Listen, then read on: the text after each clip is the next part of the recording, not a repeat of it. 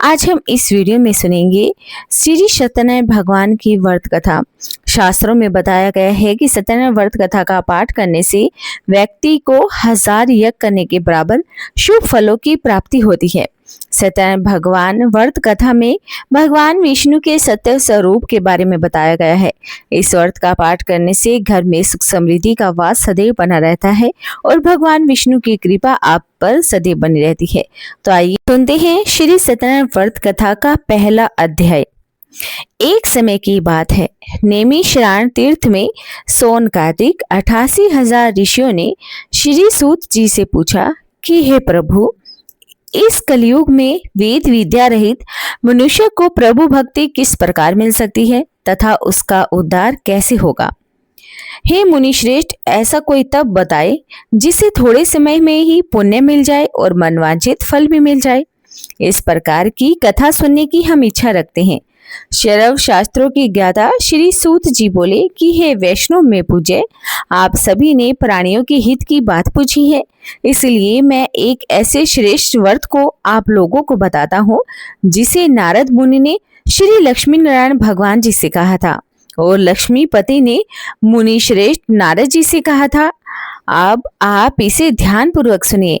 एक समय की बात है, योगी राज नारद जी दूसरों के हित की इच्छा के लिए अनेक लोकों में घूमते हुए मृत्यु लोक में आ पहुंचे। यहाँ उन्होंने अनेक योनियों में जन्मे प्राय सभी मनुष्यों को अपने कर्मों के द्वारा पीड़ित देखा। उनका दुख देखकर नारद जी तो सोचने लगे कि कैसा यत्न किया जाए जिसके करने से निश्चित रूप से मानव के दुखों का अंत भी हो जाए। इसी विचार पर मनन करते हुए वे विष्णु लोक में चले गए। वहां देवों के देव ईश देव नारायण की स्तुति करने लगे, जिनके हाथों में शंकर चक्र गदा और पद्म थे, गले में वरमाला पहने हुए थे। स्तुति करते हुए नारद जी बोले कि हे भगवान, आप अत्यंत शक्ति से संपन्न है, मन तथा वाणी भी आपको पा नहीं सकती। आपका आदि मध्य और कोई अंत नहीं है। निर्गुण स्वरूप सृष्टि के कारण भक्तों के दुखों को दूर करने वाले आपको मेरा नमस्कार है। नारद जी की स्तुति सुनकर भगवान विष्णु बोले कि हे मुनि श्रेष्ठ, आपके मन में क्या बात है, आप किस काम के लिए पधारे हैं, उसे भी आप निसंकोच होकर कहें। इस पर नारद मुनि बोले कि मृत्यु लोक में अनेक योनियों में जन्मे मनुष्य अपने कर्मों की दवा अनेक दुखों से दुखी हो रहे हैं। हे नाथ, आप मुझ पर दया रखते हैं तो बताएं कि वे मनुष्य थोड़े प्रयास से ही अपने दुखों से कैसे छुटकारा पा सकते हैं। श्री हरि बोले कि हे नारद, मनुष्य की भलाई के लिए तुमने बहुत ही अच्छी बात पूछी है, जिसके करने से मनुष्य मोह से छूट जाता है। वह बात मैं तुमसे कहता हूँ, उसे ध्यान पूर्वक सुनो। स्वर्ग लोक और मृत्यु लोक में एक दुर्बल उत्तम व्रत है जो पुण्य देने वाला है। आज प्रेम वश होकर मैं तुमसे कहता हूँ, श्री सत्यनारायण भगवान का यह व्रत अच्छी तरह विधि विधान पूर्वक करने से मनुष्य तुरंत ही यहाँ सुख होकर मरनों पर मोक्ष को प्राप्त होता है। श्री हरि के ऐसे वचन सुनकर नारद जी बोले कि उस व्रत का फल क्या है, उसका विधान क्या है, यह व्रत किसने किया था, इस व्रत को किस दिन करना चाहिए, सभी कुछ विस्तार से बताएं। नारद जी की बात सुनकर श्री हरि बोले कि दुख और शोक को दूर करने वाला यह व्रत सभी स्थानों पर विजय दिलाने वाला है। मानव को भक्ति व श्रद्धा के साथ शाम को श्री सत्यनारायण की पूजा धर्मपरायण होकर ब्राह्मणों व बंधुओं के साथ करनी चाहिए। भक्ति भाव से ही नैवेद्य केले का फल, घी, दूध और आटे का सवाया लें। गेहूं के स्थान पर साटी का आटा, शक्कर और गुड़ लेकर सभी भक्षण योग्य पदार्थों को मिलाकर भोग लगाएं। ब्राह्मणों सहित बंधु बांधवों को भी भोजन कराएं। इसके बाद समय भी भोजन करें। भजन कीर्तन के साथ भगवान की भक्ति में लीन हो जाएं। इस तरह भगवान श्री सत्यनारायण का व्रत करने से मनुष्य की सारी इच्छाएं निश्चित रूप से ही पूर्ण हो जाती है। इस कलिकाल अर्थात कलयुग में मृत्यु लोक में मोक्ष का यही एक सरल उपाय बताया गया है। तो बोलिए भगवान श्री सत्यनारायण की जय हो। श्री सत्यनारायण व्रत कथा का पहला अध्याय यहीं पर संपूर्ण होता है। तो आइए सुनते हैं श्री सत्यनारायण व्रत कथा का दूसरा अध्याय क्या कहता है। सूत जी बोले कि हे ऋषियों, जिसने पहले समय में इस व्रत को किया था उसका इतिहास कहता हूँ। ध्यान से सुनो। सुंदर काशीपुरी नगरी में एक अत्यंत निर्धन ब्राह्मण रहा करता था।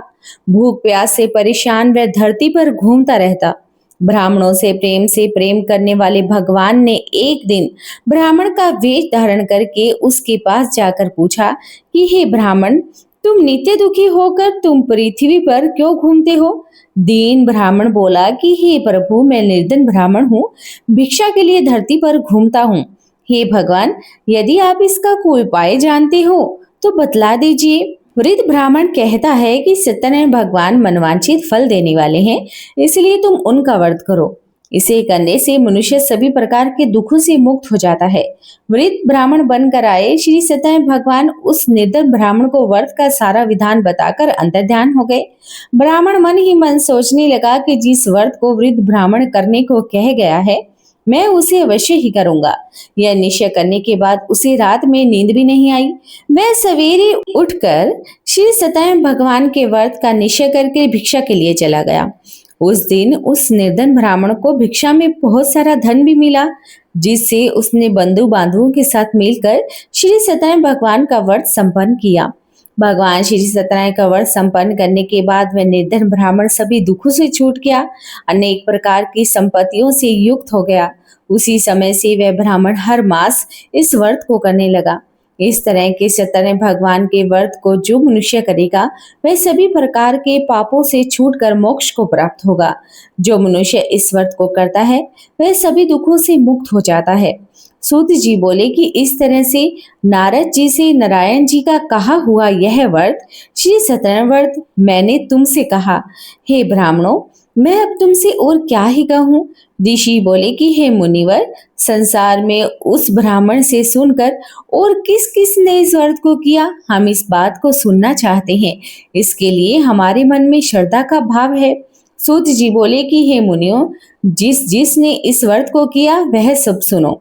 एक समय वही विप्र धन और ऐश्वर्य के अनुसार अपने बंधु बांधवों के साथ इस व्रत को करने को तैयार हो गया। उसी समय एक लकड़ी बेचने वाला बूढ़ा आदमी वहां पर आया। लकड़ियां बाहर रखकर अंदर ब्राह्मण के घर पर गया। प्यास से दुखी वह लकड़हारा उसको व्रत करता हुआ देख ब्राह्मण को नमस्कार करके पूछने लगा कि आप यह क्या कर रहे हैं? इसके करने से किस फल की प्राप्ति होती है? कृपा करके हमें भी बताएं। ब्राह्मण ने कहा कि सब मनोकामनाओं को पूर्ण करने वाला यह श्री सत्यनारायण भगवान का व्रत है। इनकी कृपा से ही मेरे घर में धन धान्य की वृद्धि हुई है। ब्राह्मण से सत्यनारायण व्रत के बारे में जानकर लकड़हारा बहुत खुश हुआ। चरणामृत व प्रसाद खाने के बाद वह अपने घर को चला गया। लकड़हारे ने अपने मन में संकल्प किया कि आज लकड़ियां बेचने से जो धन मिलेगा, उसी से ही श्री सत्यनारायण भगवान का व्रत करेगा। मन में इस विचार को ले बूढ़ा आदमी सिर पर लकड़ियों का गट्ठा लेकर उस नगर में बेचने के लिए चला गया, जहां धनी लोग ज्यादा रहा करते थे। उस नगर में उसे अपनी लकड़ियों का दाम पहले से 4 गुना अधिक मिला। बूढ़ा प्रसन्नता के साथ दाम लेकर केला, शक्कर, घी, दूध, दही, गेहूं का आटा लेकर और व्रत की अन्य सामग्रियों को लेकर अपने घर को आ गया। वहां उसने बंधु बांधवों को बुलाकर विधि विधान से श्री सत्यनारायण भगवान का पूजन और व्रत किया। इस व्रत के प्रभाव से वह बूढ़ा लकड़हारा धन पुत्र से युक्त होकर संसार के समस्त सुख भोग कर अंत काल में वैकुंठ धाम में चला गया। तो बोलिए श्री सत्यनारायण भगवान की जय हो। बोलिए श्रीमन नारायण भगवान की जय हो। श्री सत्यनारायण व्रत कथा का दूसरा अध्याय यहीं पर समाप्त होता है। तो आइए सुनते हैं श्री सत्यनारायण व्रत कथा का तीसरा अध्याय क्या कहता है। सूत जी बोले कि हे श्रेष्ठ मुनियों, अब मैं आगे की कथा कहता हूँ। पहले समय में उल्कामुख नाम का एक बुद्धिमान राजा था। वह सत्यवक्ता और जितेंद्रिय था। प्रतिदिन देव स्थानों पर जाता था और निर्धनों को धन देकर उनके कष्टों को दूर किया करता था। उसकी पत्नी कमल के समान मुख वाली और सती साध्वी थी। भद्रशिला नदी के तट पर उन दोनों ने श्री सत्यनारायण भगवान का व्रत किया। उसी समय साधु नाम का एक वैश्य आ गया। उसके पास व्यापार करने के लिए बहुत सारा धन भी था।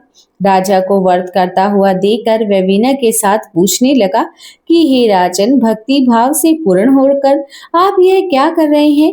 मैं सुनने की इच्छा रखता हूँ। तो आप मुझे बताएं। राजा बोला कि हे साधु, अपने बंधु बांधवों तथा पुत्र आदि की प्राप्ति के लिए एक महान शक्तिशाली श्री सत्यनारायण भगवान का व्रत व पूजन कर रहा हूँ। राजा के वचन सुनकर साधु आदर से बोला कि हे राजन, मुझे इस व्रत का सारा विधान कहिए। आपकी कथा अनुसार मैं भी इस व्रत को करूंगा। मेरी भी कोई संतान नहीं है और इस व्रत को करने से निश्चित रूप से ही मुझे संतान की प्राप्ति हो जाएगी। राजा से व्रत का सारा विधान सुनकर व्यापार से निर्विध हो वह अपने घर को आ गया। साधु वैश्य ने अपनी पत्नी को सांत्वना देने वाले इस व्रत का वर्णन कह सुनाया और कहा कि जब हमारी संतान होगी तब मैं इस व्रत को करूंगा। साधु ने इस तरह के वचन अपनी पत्नी लीलावती से कहे। एक दिन लीलावती पति के साथ आनंदित हो संसारिक धर्म में प्रवृत्त हो भगवान श्री सत्यनारायण की कृपा से गर्भवती हो गई। 10वें महीने उसके गर्भ से एक सुंदर कन्या ने जन्म लिया। दिनों दिन वह ऐसे बढ़ने लगी जैसे कि शुक्ल पक्ष का चंद्रमा बढ़ता है। माता पिता ने अपनी कन्या का नाम कलावती रखा। एक दिन लीलावती ने मीठे शब्दों में अपने पति को याद दिलाया कि आपने भगवान श्री सत्यनारायण के जिस व्रत को करने का संकल्प किया था अब उसे करने का समय आ गया है। आप इस व्रत को कीजिए। साधु बोला कि हे प्रिय, मैं इस व्रत को उसकी विवाह पर करूंगा। इस प्रकार अपनी पत्नी को आश्वासन देकर वह नगर को चला गया। कलावती पिता के घर में रहकर दिनों दिन बड़ी होने लगी। साधु ने एक बार नगर में अपनी कन्या को सखियों के साथ देखा और तुरंत ही दूत को बुलाकर कहा कि मेरी कन्या के योग्य सुंदर वर को देखकर आओ। साधु की बात सुनकर दूत कंजन नगर में पहुंच गए। वहां देखभाल करके लड़की के लिए योग्य वणिक पुत्रों को ले आए। योग्य लड़कों को देखकर साधु ने बंधु बांधवों को बुलाकर अपनी पुत्री का विवाह करवा दिया। लेकिन दुर्भाग्य की बात तो ये भी थी कि साधु ने अभी तक भगवान श्री सत्यनारायण का व्रत नहीं किया। इस प्रकार श्री भगवान क्रोधित हो गए और श्राप दिया कि साधु को अत्यधिक दुख मिलेंगे। अपने कार्य में कुशल साधु जमाई को लेकर समुद्र के पास स्थित होकर रत्नापुर नगर में गया। वहां जाकर ससुर दामाद दोनों ने मिलकर चंद्रकेतु राजा के नगर में व्यापार करने लगे। एक दिन भगवान श्री सत्यनारायण की माया से एक चोर राजा का धन चुराकर भाग रहा था। उसने राजा के सिपाहियों को अपना पीछा करता हुआ देखकर चुराया हुआ धन वहां रख दिया जहां साधु अपने जमाई के साथ ठहरा हुआ था। राजा के सिपाही ने साधु वैश्य के पास राजा का पड़ा हुआ धन देखा। वह ससुर जमाई दोनों को बांधकर प्रसन्नता से राजा के पास ले गए और कहा कि उन दोनों चोरों को हम पकड़ कर ले गए आए हैं। अब आगे की कार्रवाई करने की हमें आज्ञा दे दे। राजा की आज्ञा से उन दोनों को कठिन कारावास में डाल दिया गया। उनका सारा धन उनसे छीन लिया गया। श्री सत्यनारायण भगवान के श्राप से साधु की पत्नी भी बहुत दुखी हुई। घर में जो भी धन था वे उसे भी चोर चुरा कर ले गए। शारीरिक तथा मानसिक पीड़ा और भूख प्यास से अत्यंत दुखी हो अन्न की चिंता में कलावती एक ब्राह्मण के घर पर गई।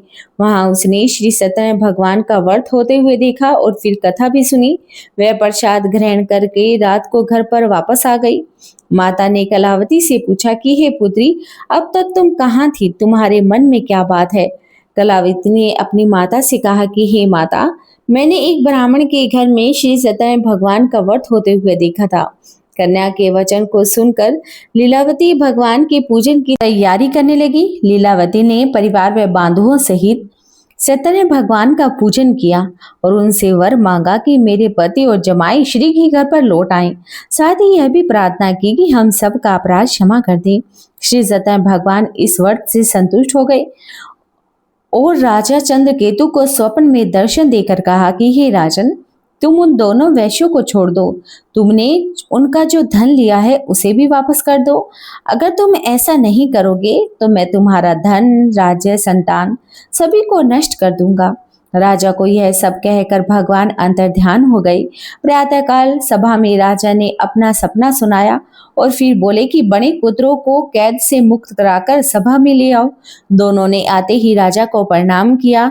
राजा मीठी वाणी में बोला कि हे महान अनुभावों, भाग्यवश ऐसा कठिन दुख तुम्हें प्राप्त हुआ है, लेकिन अब तुम्हें कोई भय नहीं है। ऐसा कहकर राजा उन दोनों को नए वस्त्र आभूषण भी पहनाए। उनसे जितना धन लिया था उससे दुगना धन वापस कर दिया। दोनों वैश्य अपने घर को चल दिए। तो बोलिए श्री सत्यनारायण भगवान की जय हो। श्री सत्यनारायण व्रत कथा का तीसरा अध्याय यहीं पर संपूर्ण होता है। तो बोलिए श्री सत्यनारायण भगवान की जय हो। आइए सुनते हैं श्री सत्यनारायण व्रत कथा का चौथा अध्याय क्या कहता है। सूत जी बोले कि वैश्य ने मंगलाचार कर अपनी यात्रा को आरंभ किया और अपने नगर की ओर चल दिए। उनके थोड़ी दूर जाने पर एक दंडी भेष डाली श्री सत्यनारायण भगवान ने उनसे पूछा कि हे साधु, तेरी नाव में क्या है। अभिवाणिक वणिक हंसता हुआ बोला कि हे दंडी महाराज, आप ऐसा क्यों पूछते हैं। क्या धन लेने की इच्छा है आपकी। मेरी नाव में तो बेल और पत्र भरे हुए हैं। वैश्य के कठोर वचनों को सुनकर भगवान बोले कि तुम्हारा वचन सत्य हो जाए। दंडी महाराज के ऐसे वचन कहकर वहां से चल दिए। कुछ दूर जाकर समुद्र के किनारे बैठ गए। दंडी के वहां जाने से बाद साधु वैश्य ने नित्य क्रिया के पश्चात नाव को ऊंची उठता हुआ देखकर अचंबा माना।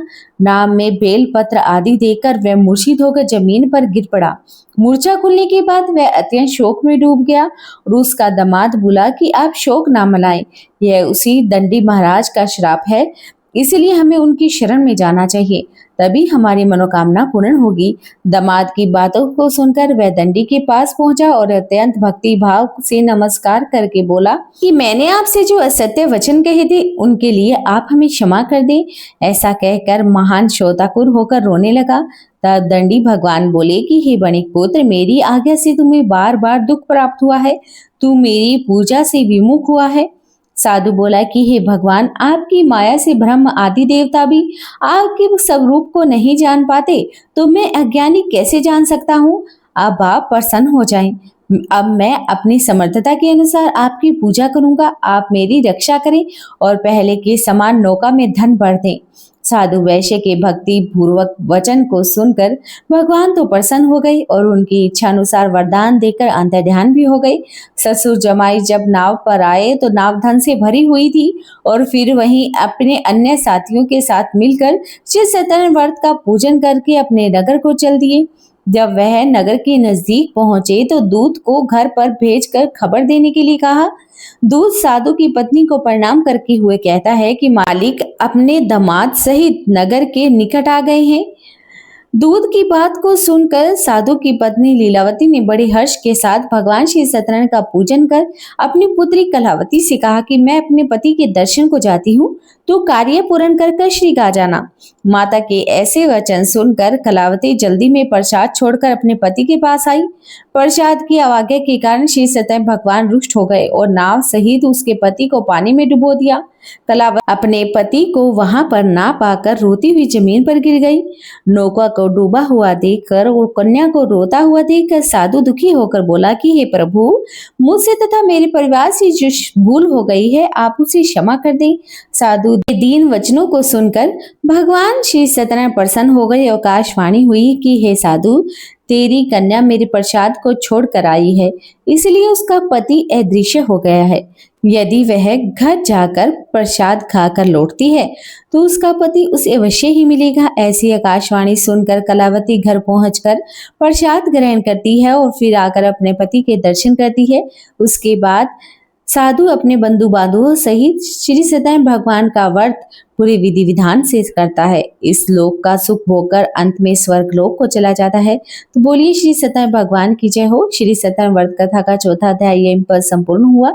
तो आइए सुनते हैं श्री सत्यनारायण व्रत कथा का 5वां अध्याय क्या कहता है। दूत जी बोले कि हे ऋषियों, अब मैं एक कथा सुनाता हूँ, तुम उसे ध्यान से सुनो। प्रजापाल में लीन तुरंगध्वज नाम का एक राजा था। उसने प्रसाद का त्याग कर कर बहुत ही दुख सहन किए। एक बार वन में जाकर वन्य पशुओं को मारकर वह बड़ के पेड़ के नीचे आ गया। वहां उसने ग्वालों को भक्ति भाव से अपने बंधु बांधवों सहित भगवान श्री सत्यनारायण का पूजन करते देखा। अभिमान के कारण राजा ने उन्हें देखकर भी पूजा स्थान पर नहीं गया और न ही उसने भगवान को नमस्कार किया। ग्वालों ने जब राजा को प्रसाद दिया तो उसने प्रसाद भी नहीं खाया और प्रसाद को छोड़कर अपने नगर को चल दिया। जब वह नगर के निकट पहुंचा तो सब कुछ तहस नहस हो चुका था। तो वह शीघ्र ही समझ गया कि यह सब भगवान ने किया है। वह दोबारा ग्वालों के पास गया और विधि पूर्वक पूजा करके प्रसाद खाया तो भगवान श्री सत्यनारायण की कृपा से सब कुछ पहले के जैसा हो गया। दीर्घ काल तक सुख भोगने के बाद मरणोपरांत उसे स्वर्ग लोक की प्राप्ति हुई। जो मनुष्य परम दुर्बल इस व्रत को करता है तो भगवान श्री सत्यनारायण की अनुकंपा से उसे धन धान्य की प्राप्ति होती है, निर्धन धनी हो जाता है और भय मुक्त होकर जीवन जीता है। संतानहीन मनुष्य को संतान सुख मिलता है। सारे मनोरथ पूर्ण होने पर मानव अंत काल में विकुंठ धाम को चला जाता है। श्री सूत जी बोले कि जिसने पहले समय में इस व्रत को किया, अब उनके दूसरे जन्म की कथा कहता हूँ। वृद्ध शंतानंद ब्राह्मण ने सुदामा का जन्म लेकर मोक्ष की प्राप्ति की। लकड़हारे ने अगले जन्म में निषाद बनकर मोक्ष प्राप्त किया। उल्का मुख नाम का राजा दशरथ होकर वैकुंठ धाम को चला गया। साधु नाम का वैश्य ने मोर ध्वज बनकर अपने पुत्र को आरे से चीर कर मोक्ष पाया। महाराज तुंगध्वज ने समयभू होकर भगवान में भक्ति युक्त होकर कर्म करके मोक्ष को प्राप्त किया। श्री सत्यनारायण व्रत कथा का 5वां अध्याय यहीं पर समाप्त होता है। तो बोलिए श्री सत्यनारायण भगवान की जय हो। ये लक्ष्मी नारायण भगवान की जय हो। अगर आपको हमारे इस YouTube चैनल की ये कथा पसंद आई हो तो चैनल को सब्सक्राइब आप भी करना बिल्कुल भी ना भूलें। वीडियो को लाइक और शेयर जरूर कर दें। आपसे हाथ जोड़कर प्रार्थना है कि कमेंट में आप जरूर लिखिए जय हो श्री सत्यनारायण भगवान की